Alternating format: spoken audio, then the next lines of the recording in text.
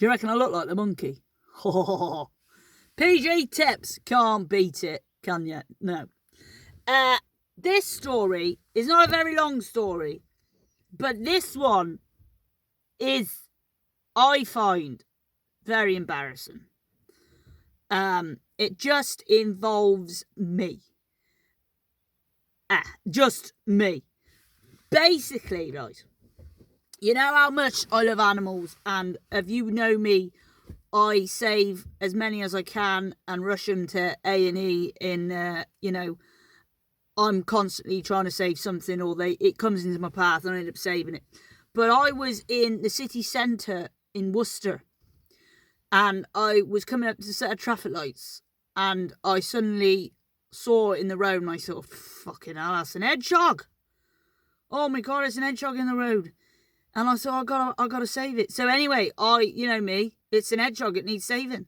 So I put my hazards on and got out my car, and all this traffic behind me, and I thought, well, I don't give a shit, it's a fucking hedgehog, it needs help.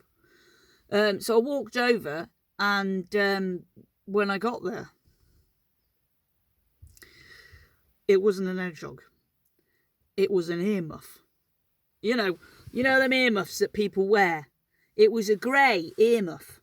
And I thought, I've holding up the traffic. Anyway, the lights went to green, and people started coming round me, and I thought, I can't, and I picked it up, I picked it up like it was an hedgehog, and making out it was an hedgehog, and I carried it back to my car, and I put it in the passenger seat, and I just drove off, because I thought, I can't, dear God, I couldn't let on that it was an earmuff. I had to make out it was a bloody hedgehog.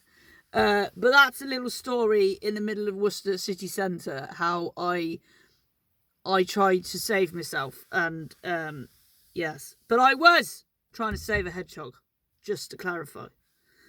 And another one in Worcester, just to throw in here. On the way to the Worcester Hospital, there's that big roundabout, and it's quite busy, isn't it? And I went round, and I saw in the middle of the road this fucking pigeon flapping away, and cars were just going over the top of him. Poor thing, just didn't know what, and he was just going over. So and my mum was with me, my mother, and I thought, I said to my mum, I can't leave that pigeon in road.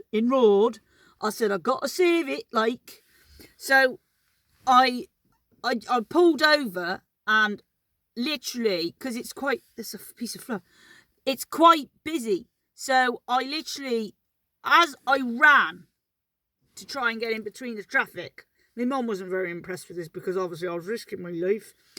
I scooped the pigeon up as I ran across the road, and I ended up in the middle of the roundabout, holding this pigeon and fucking flapping away And these cars are going round, and they're looking at me, and I don't care. There's a bit of fluff on my hat to do me head in.